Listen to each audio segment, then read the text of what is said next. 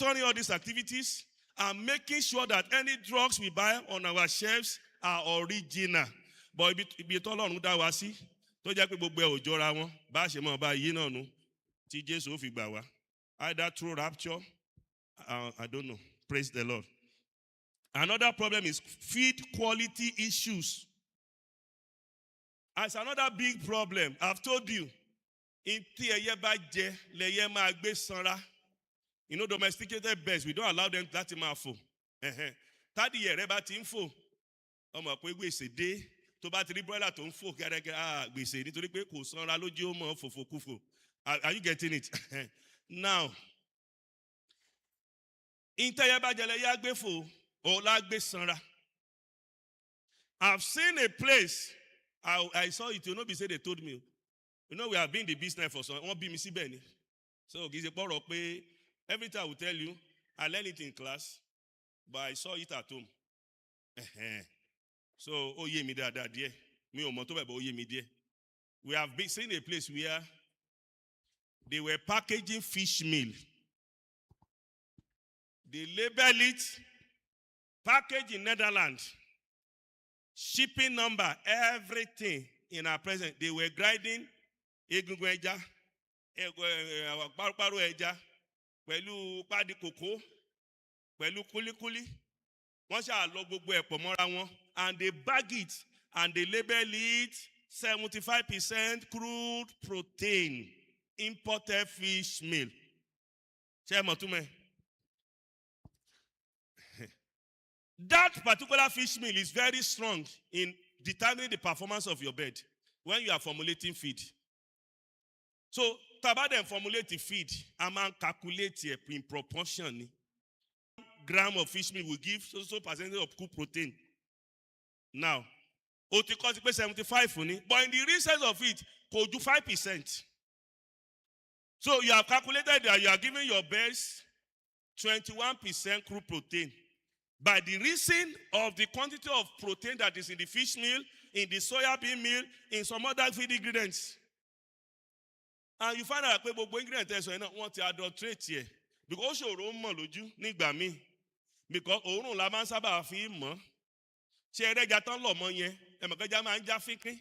Tó bá jà gbé símú, kékeré tó wà mẹ́yà á já fínkín, wàá gbóòórùn ẹja. But in the real sense of it, it's only 10% ẹja. 90% of useless things that are not contributing protein. That's one thing. Number two about feed quality is the issue of moldiness. Tí oúnjẹ bá ti tó bá ti form cake, tó bá ti mold kò dáa fẹ́ranko. Kò dáa fẹ́ èèyàn gan. Kò sí tútù ò lè pa lára èèyàn ní iṣẹ́ burúkú. Ó ń cause cancer o. Gbogbo àtàwọn pé oúnjẹ yẹn ti bu. Ẹ má worry, ẹ jẹ mọ́ra wọn. Ó ń cause cancer o. And it's causing problem for chicken as well. But in the real sense of it, if you are used to feed milling, bí oúnjẹ bá bu sílé wọn ní ìdánù o. Tó bá ti bu wọn ní ẹ lọ mọ́ra wọn. Igbúrú wọn á lọ mọ́ra wọn. And each time you lọ mọ́ra wọn, you are introducing aflatoxin. And aflatoxin is cancerous. That's number one. To you that is eating the product from the animal, and even to the animal itself. It reduces their affinity, their performances, everything about their health. So those are the challenges. Another one is high cost of feed. If you're into business, you know that feed is very expensive. And when you are producing broilers or poultry in general, the cost of production is between 65 to 75% for feed alone. Tobama no 1,000 for production. You can be sure that 650 naira or 750 naira will go for feed alone. And if you don't know, those are the challenges. And let me quickly go over this poor record keeping. Another challenge is that we keep record in Nigeria. Tora can't go yewa. May God help us. We have many reasons for that. Poultry time produce rẹ pé bó ṣe ń yẹ ẹyin tá à ń ta ẹyin lásàrí fowó ẹ̀ sanwó ọmọ school fees tá à rántí rìkọ́dù ẹ̀ gan. But these are the things affecting the business because if you are into business for 5, 10, 6, 11, 20 years, you should be a professor on that line. that they will tell you, Mommy, mo fẹ́ sin adìẹ 150, èló ló máa ná mi. Wàá sọ again to marry him. In a stable economic, you say, oh, they determine by you. But in those days when the economy was a bit stable, meet my mommy, tell us also, she will tell you, èyí tó marry lórí adìẹ, bó bá sin adìẹ 50, aṣọ èyí tó marry lọ sin. Táyé ò bá ṣe tí àìsàn wọlé, wàá rí pé tó bá máa jù bẹ́ẹ̀ lọ, bóyá ó fi 5 naira jù lọ. But it's difficult now because ọ̀rọ̀ Nàìjíríà bó ṣe ń lo òkè ló ń lọlẹ̀ ló ń fọ́ lulẹ̀. Ọlọ́run á bá wa túnṣe lórúkọ Jésù. Now, everything needs planning. Ìtẹ́ èèyàn bá ti plan kì í jọra wọn. And that is why you have to ask some questions. You know, I once went into a business without planning. By the grace of God, I crashed out. After my national diploma, you know, they said I should go, they said so. Not that I really love it. I should go into pig production. Pig production in a Muslim community. Very funny. So, and we started. Very, very okay. But I made a mistake. I did not put ordinary signboard by the roadside and say pig farm. You know, our poultry farm was popular. We don't need signboard again. So I need a signboard. But we have forgotten that we are going to pig. You need the signboard. And by implication, no member of the community will come and buy pigs because they are Muslims. But fortunately for us, our house is opposite main road. Just a signboard would have told people, there is a pig farm here. And do you know the funniest thing? People come from Bedo, they pass through the front of our house to Ibadan to go and buy pig. You know that they would have just branched and said, can't wait and ta. One day, new signboard. I can see a lady come to be. Renira. In fact, they can't walk, she be over something like close to 40 something. One kobo. I'm not talking of one kobo. One kobo. So I say, Cherry, when you don't plan, anything can happen to you. So the same thing is applicable to poultry umbrella protection. You ask yourself a question. Do I want quick profits? Let's go for broiler. One of my friends, balabala Juba elola kunba. Okani oga ewo. Wọ́n máa pa iṣẹ́ jẹ lẹ́ẹ̀kọ̀ọ̀kan. Kí ló dé? Ó lóun fẹ́ máa ṣe brood and sell. So, ọba ti gbà. Tó bá ti sè fún ọ̀sẹ̀ méjì mẹ́ta, ata. You know, if you know how to manipulate their feed and some other things, ó lè ṣe adìẹ fọ́sẹ̀ mẹ́ta gan kó dàbí ọ̀sẹ̀ mẹ́rin. Àṣà àti wú bìlìbìlìbìlì wá dé. Ó lè sọ̀sẹ̀ méjì gan gbà mí. Á dàbí ọ̀sẹ̀ mẹ́ta. Àṣà àta 3 weeks ní 3 weeks ní. Àṣà àgbọ̀n kan wọ́n lọ kọ́ mọ̀ bá ti wọn lọ. And he was doing that in an apartment very close to his house. So if that is what you want, you go for broiler. But if you want steady income, and later the money will be coming gradually, steadily. That is stable bet you about see egg glut. Glut Emmanuel. Glut you, I don't know. But yeah, me canny. One lè máa trouble any farm ẹlẹ́ni. Ẹjọ́ afẹ́rẹ́ yín, tí wàá máa ṣakọ. Ilé ọ̀la lè mọ́. Eṣinṣin ò ní béèrè ẹyin lọ́dọ̀ ẹ. Á dẹ̀ wà bẹ́ẹ̀ ṣé o ní mọ̀ ìwọ tó ń produce ẹyin tó pọ̀. Ẹ máa produce méjì mẹ́ta lè mọ́. You that is producing like 50, 100 in a day. Tí ọjọ́ kan bá tí wọ́n rà, ẹyin á wá máa accumulate. Ẹ̀mí kan ni. Ọlọ́run ló yé, ó ṣẹlẹ̀. If you are in poultry business, it's a terrible experience. And àwọn tó ń bẹ̀ á wá dà àwọn tó lọ́ mọ́ bẹ̀. Wọ́n wá lọ́ máa gbẹ̀yìn bẹ̀ wọ́n nílé, wọ́n á wá gbà, wọ́n á ló bu sílé àwọn wọn ò ní fún ẹ lówó. Ó ń ṣẹlẹ̀ bẹ́ẹ̀. So I must tell you, don't let me just tell you pé tó bá ṣe players, ó máa steady, ogun náà ń bẹ́ẹ̀. But the only thing is this. Like my parents, they were into poultry farming for like 30-something years. One experience gluttony. One experience gbogbo ẹ̀ náà. But summarily, they can tell you that they are rich. Not on other thing, poultry alone. So don't say organic pastor ní glut wàhálà wà ló bá gbórí sá. Kò sí professor tí ológun tiẹ̀ o. Tí wọ́n bá dẹ̀ ń sá fún gbogbo ẹ̀ olú ẹ̀ ò lè ṣe oríire. Praise the Lord. Wọ́n ní driver l'accident lójú ọ̀nà ọmọ mọ́tò wọ́ ò wá. Èwo ló ṣe? Student máa ń rí student fín mi ò fáre fín ò ṣiṣẹ́ tíṣà. Bíríkìlà sìmẹ́ǹtì máa ń gé wọn ó máa ń jó wọn lára ò ṣiṣẹ́ bíríkìlà. Kápẹ́ntà ń rébọ́ lórí ilé ò ṣiṣẹ́ èwo ló wá fẹ́ ṣe. Praise the Lord. Bí èèyàn sọ̀rọ̀ àsùnjù gan nílé ó lè ní paralysis. Praise the Lord. Praise the Lord. Praise the Lord. Now, if you are starting, like some of us that may want to start, maybe from after today, you want to start broiler production for a start. There are starting sizes that are recommended. 50 birds. Somebody may say, can I have 50 birds? You say, if you want to raise 50 birds in the current Nigeria, you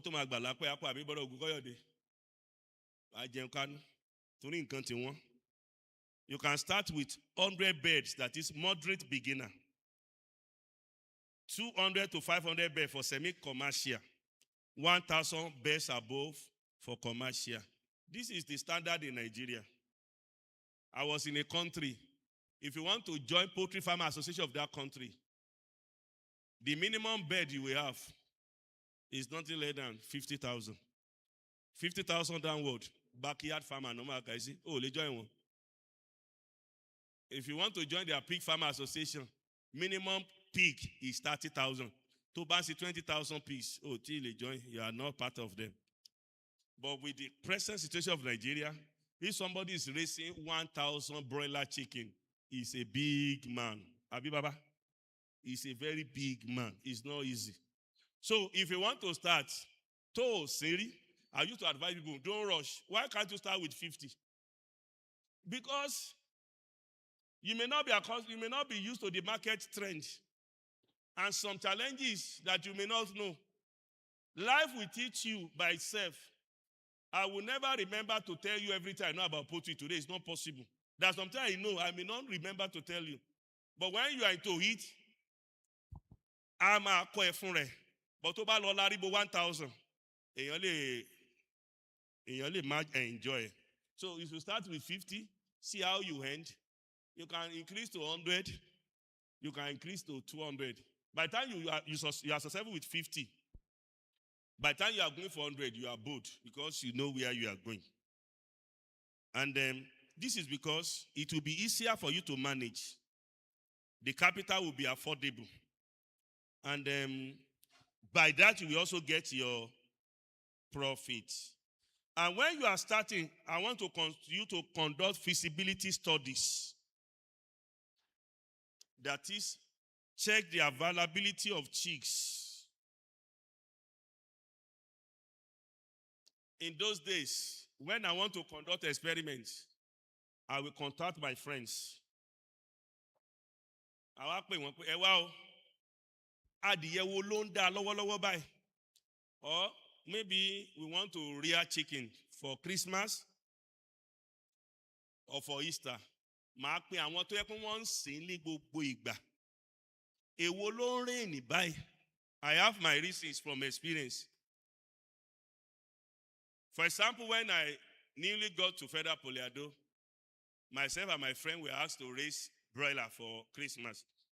And we bought this broiler Deo cheese from a particular hatchery in Ibadan.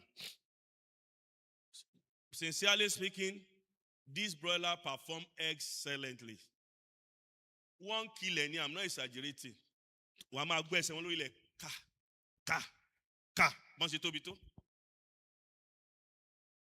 Very big, very okay. You know what God do? The following year, we went to the same hatchery. and bought their DOGs. The same management, the same technical capability, the same thing, the same hatchery. So that is the reason why I used to ask for what is raining. Nigeria is a very special country. You know, for you to run hatchery successfully, there's something you call parent stock. Parent stock are different from ordinary birds. They import it. They would have monitored some things concerning their genetical makeup. Anyhow. So, àwọn yẹn la máa yé tẹ̀ máa hash. Let my hash. Tó bá dẹ̀ ti wá ń dàgbà, you need to replace them. Because that thing will be coming down. That performance will be coming down. But because of we people in Nigeria that want to maximize profit by anyhow, instead of what to replace the whole parent stock in its entirety, want to let ma rebreed lára ètò ti ṣe. You now find out pé ètò ń ṣe yẹn kò ní performance tó bó ṣe yẹ kó rí. So I can go, mo gba adìyẹ ń bì lánàá ní last year, ó ṣe dáadáa. Mo gbà lọ́dún yìí kò ṣe dáadáa. Èyí tó ń ṣẹlẹ̀ nìyẹn. So ló jẹ́ pé irú àwọn tó ń ṣe regularly, ṣe àgbẹ̀ tó ń ṣe regular tó wá di forí ko ayẹ̀, òun náà béèrè àlọ́ bí ó dáa. So they have the idea of which one is raining lọ́wọ́lọ́wọ́. So that is what I do. You can also try it. If you see olóòótọ́ nínú wọn tá a sọ, because many people don't tell the truth. I'm a òpin kí ló tó wàá gbà lọ́wọ́. But tó bá rẹni tó jó lóòótọ́, tó bá lè sọ fún ẹ èyí tó ń rain, ó dáa. Tó o bá dẹ̀ rí, there are some notable ones tó popular. Just assume that they have their name to defend or to protect. Go for it. And I want to encourage us, please. Go for reputable hatcheries. Àwọn hatchery tí olórúkọ yẹn, ẹ má rà o. I've experienced it. I want to carry out an experiment about 2 years ago. And somebody said, Abo Acre plus. I know of Abo Acre. Ẹnìkan wá dájẹ́ náà kò lórúkọ kan ní kankan ní plus. Which means that it's supposed to perform more than Abo Acre. Mo bá tẹ́rí sí. It's like pé mò ń sin ẹyẹlé. Wọ́n jẹun, orí wọn fúyẹ́ ni. Plus yẹn, wọ́n ti yahoo mi. Praise the Lord. Praise the Lord. So when you are the feasibility studies, you check availability of chicks, availability of feed, veterinary services, market for selling your birds, cost of transportation, competition in your area. Competition matter. Àmọ́ pé olúkálùkù la ṣiṣẹ́ tiẹ̀. Ṣùgbọ́n tí competition bá wà níbi tó o ti ń sin adìyẹ, I'm not saying that you should not go into poultry farming. You now have to devise kí ni ìwọ fẹ́ máa ṣe sí adìyẹ tiẹ̀ tó fi máa tà tí wàá fi overcome competition. Praise the Lord. Praise the Lord. We may go into that later. Now, let me move forward. Let me quickly talk about the housing. It's very important as well. It looks simple, but it's very important. All these things, look at this preamble, but they are very important, people of God. Because these are the things that will hinder us from making maximum profits. We must take care of where we are going to keep our birds. Your house must be able to protect your birds from heat and rain. I've explained that of the heat. Rain is also another problem to your bird. Particularly when you are raising your birds on deep litter. Tó bá raise adìẹ lórí deep litter ni pé oko sílẹ̀ oko sawdust sílẹ̀ wọ́n ń jẹun lórí ẹ̀. Tómi bá ti ń wọlé láwọ̀ jù, ewu ń bẹ lóko ló ń gẹ́ o. There is one enemy we call coccidiosis. It's a disease. Parasitic one indeed. Tó bá ti wọlé, ó máa difficult for you to have a good profit from your birds. So the best thing is to avoid it. And the best way to avoid coccidiosis is to make sure your litter is never wet. Tí litter rẹ̀ ò bá ti tútù, you would hardly have coccidiosis. Because coccidiosis, ó máa ń sprout nínú lítà ni. And condition for it to sprout, one of it is water, moist and heat. Tí omi ò bá ti dà, kò ní sporulate, adìẹ ò ní affected. So the next one your house must provide is to prevent disease spread and to prevent wind and dust. You know, wind and dust may say, about those prevent it. Tí ẹ bá wà níbi tó ti ṣe adìẹ lórí lítà, ẹ rí pé ìgbà míì tátẹ́gùn bá fẹ́ yí tó wáyé pé adìẹ tó pọ̀ lóòótọ́, ẹ rí gbogbo wọn á kóra jọ sójú kan yí out of ẹrù.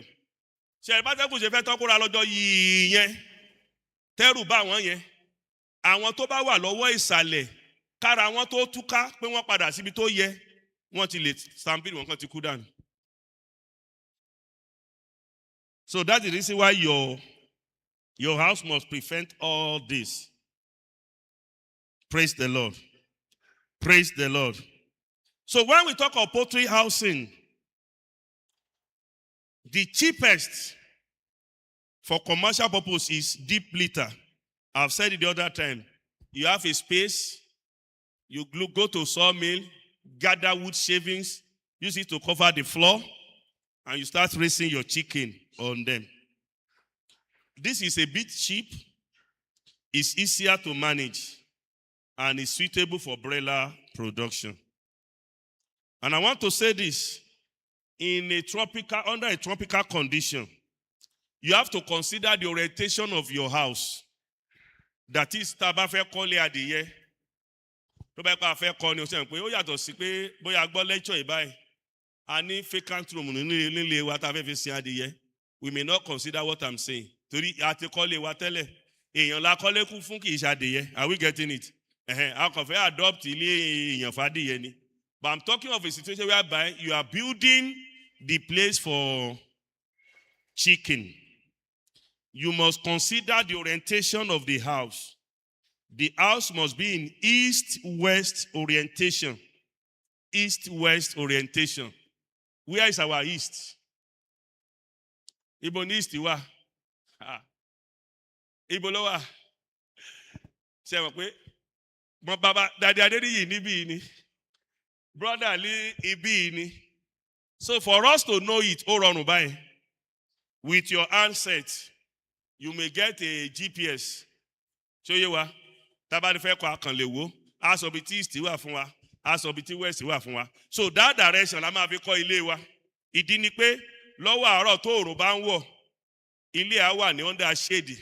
Ìgbà tó òòrùn bá ń wọ̀ padà, á tún wà under shade. Kò jẹ́ pé òòrùn á máa wọlé ní side ibì kan. Tá a máa pa àwọn adìyẹ tí ò ní jẹ́ kí wọ́n ṣe dáadáa. Praise the Lord. Praise the Lord.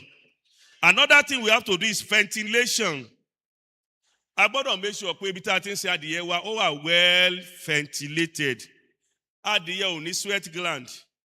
Oòrùn máa ń affect wọn, heat máa ń affect wọn. Ṣùgbọ́n tí atẹ́gùn bá ń wọnú ilé wọn, ó máa reduce heat tó yẹ kó affect wọn negatively. Olùyẹ pé most of the house tó ń fi ń kọ́lé adìyẹ wọn yìí mọ́ dókè. Wọ́n ra ọmọ bíi 2 or 3 blocks nísàlẹ̀, wọ́n á fi yòókù ṣe net. Why? Because ó yẹ kí atẹ́gùn kó lè wọlé dáadáa. And tí a bá tún fẹ́ kan ilé adìyẹ náà lókè tó fẹ́ pa fẹ́ kan, wọ́n máa ń pè kan ní ridge. A kàn báyìí. Dàdí rúùfù kan lọ báyìí, ìkan wà báyìí. Àlàfo á wà láàrin ibi. Ó wúlò púpọ̀. Ó lè má nítumọ̀ sí wa, bọ̀ ó nítumọ̀. Torí pé adìyẹ máa ń generate a lot of ammonia. Ṣé ẹ mọ̀ pé tí gas bá ti wà release, gas máa ń lọ òkè ni because sometimes it's lighter. Ó máa lọ òkè. Tó bá dẹ̀ ti ń lọ òkè yẹn, ó bẹ́tà kó rí ibi tá a ti gbà lọ kíákíá.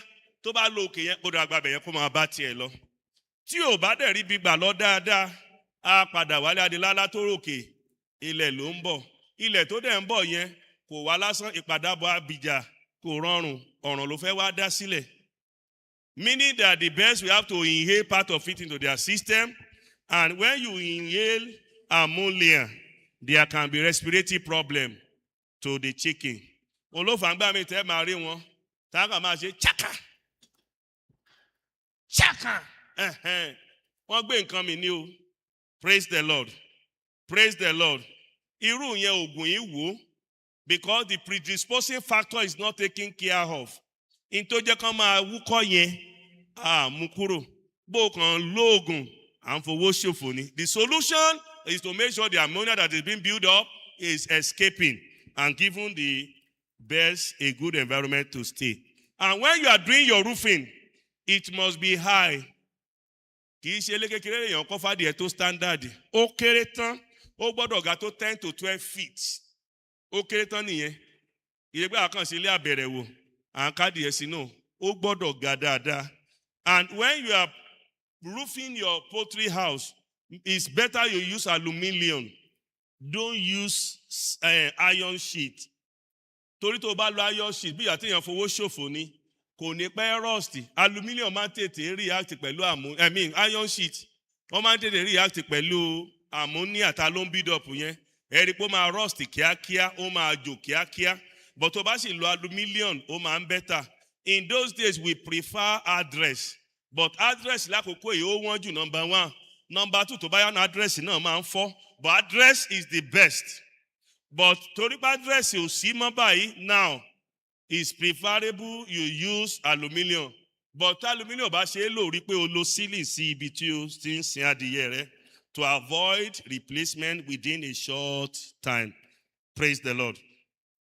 Praise the Lord. Ẹ jẹ́ ká sáré sọ̀rọ̀ nípa ilẹ̀ wọn. And I will just say, use concrete.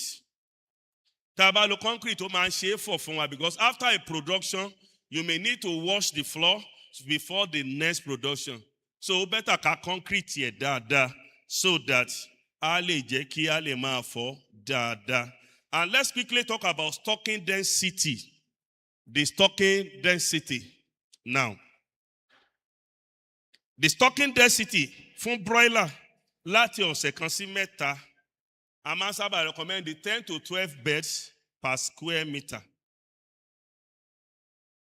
And within 4 to 6 weeks, 5 to 7 birds per square meter. Ẹ rí i pé bí wọ́n ṣe ń dàgbà sí, ni number tó máa wà per square meter and reduce because they are bigger and we have to create space for them.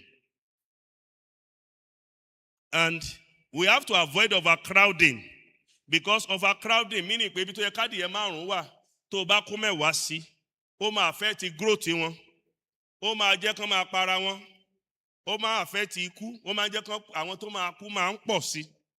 And tí àìsàn bá rápálá wọlé, kíákíá ló máa ń tàn bí iná pẹtiró tí wọ́n bá ti wà ní ojú kan jù.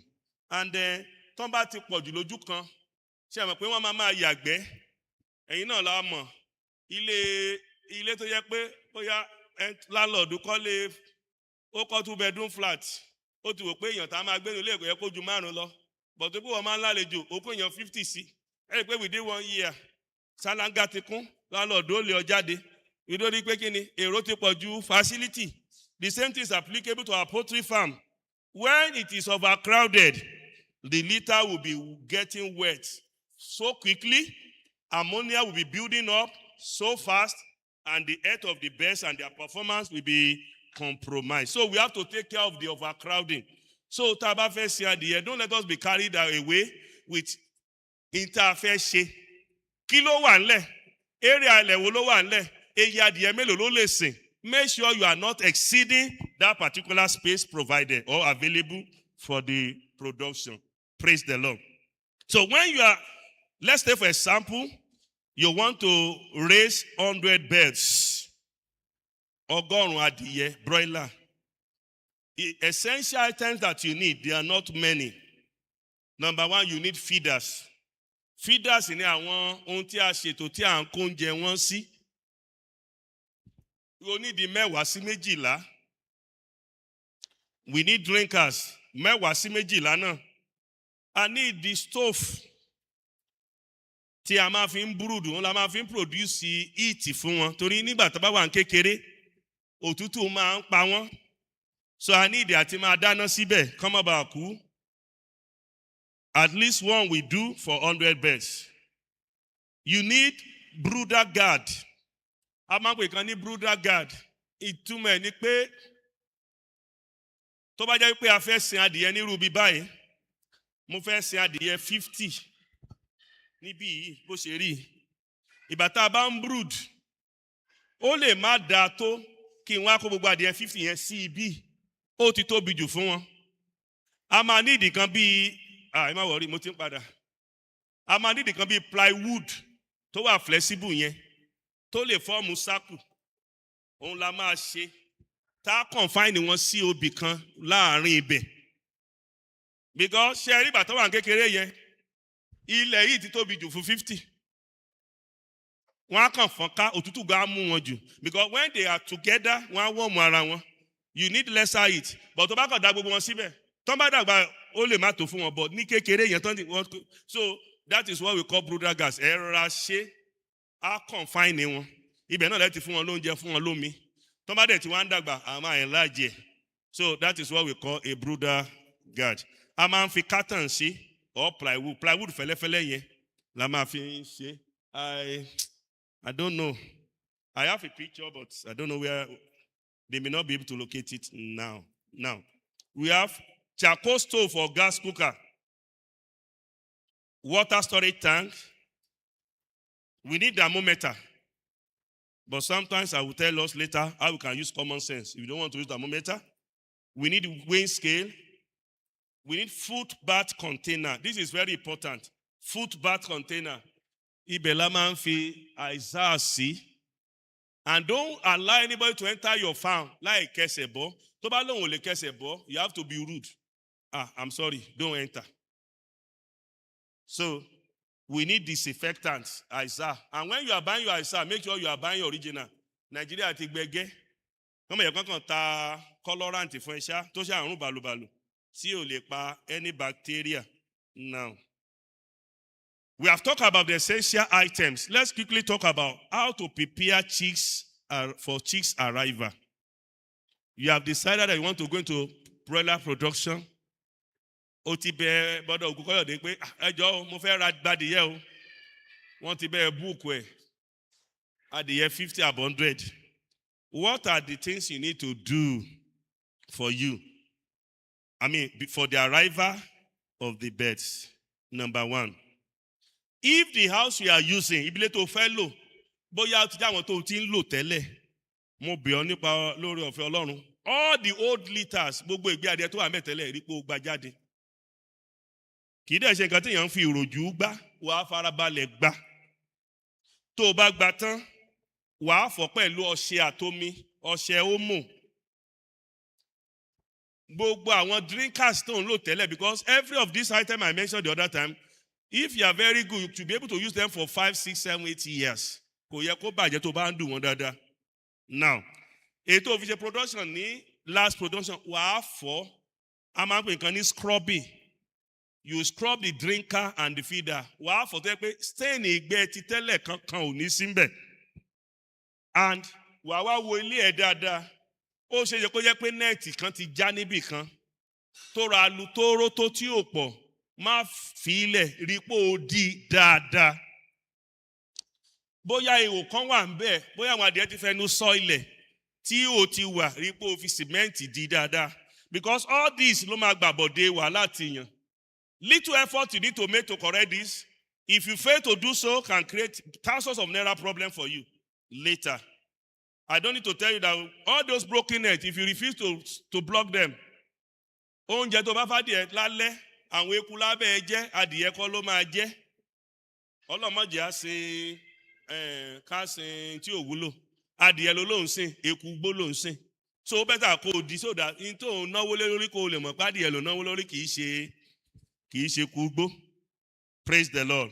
And apart from that, ejò gan lè gbàbẹ̀ wọlé, ara máa harvest adìyẹ ní kọ̀ọ̀kan. Ọba ti sọ méjì pampan, àárọ̀ mi, àtúrà lọ jẹ́ ejò ìkúkú pariwo. Ó dẹ̀ lè mọ̀ kádìyẹ lójoojúmọ́. Ọba tó bá tó digest àtúrà yọ wọ́rọ́rọ́rọ́ àtúnṣapam àtúrọ̀ mi àtúlọ. So that is why you have to block all the holes that are present in your house. Now, 7 days before arrival, o mọ̀ pé o tó kọ́ tọ́jú ẹ̀ ní 2 weeks before arrival, you will now spread your wood shavings. Ilẹ̀ tó fọ̀ yẹn á ti gbẹ.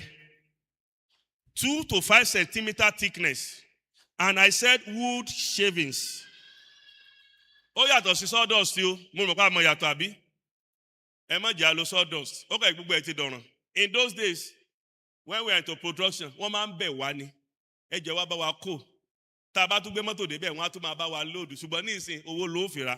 Ibi Nàìjíríà dé nìyẹn. So, you give them money on time, you buy. And I want to say this. Don't wait it until when you want to collect best before you buy your waist shaving. Oh, ní rí o. Tó bá fẹ́ sin adìyẹ báyìí tó jẹ́ mass production. Orí pé o ti ń kó wood shaving sí ẹ síbì kan. Torí ìgbà tó bá ní o fẹ́ sadìyẹ fún Christmas, ẹ̀yin tẹ́ fẹ́ sìn fún Christmas pọ̀. Ẹ wá rí pé o dé gbogbo sọ́ọ̀mù ilé Àkúrẹ́. Gbogbo wọn ní kò sí. Torí pé wọ́n ti búùkù ẹ̀ sílẹ̀. So ọgbọ́n lèèyàn fi ń ṣe ayé. You will get it before your production time. Now, after that, you set up your feeders and drinkers. And when you are setting your feeders and drinkers, in your common sense, lọ́pọ̀lọpọ̀ yìí, wàá tó ní ọ̀nà tó yẹ pé ó máa allow rẹ láti lè rìn láàrin wọn. That's number one. Wàá tó ní ọ̀nà tó yẹ pé ó máa rọrùn fún adìyẹ láti locate, láti go round.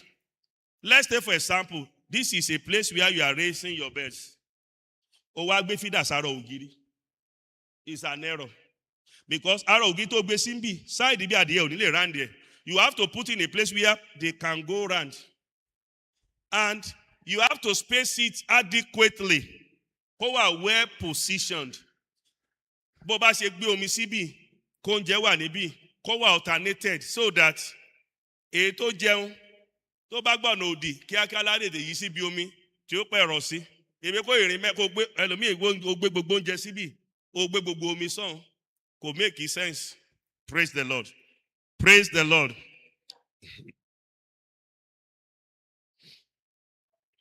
Now, install brooder guard. I've mentioned brooder guards. These are the plastic that I've said. I mean the plywood. And you test your heat source. Because for brooding, you need to provide it. Oh man, that can you test here. Into heat source here. Some people use this bulb, which is not advisable in Nigeria because we don't have regular supply of electricity. If you want to use bulb, you are going to buy 2,000 watts.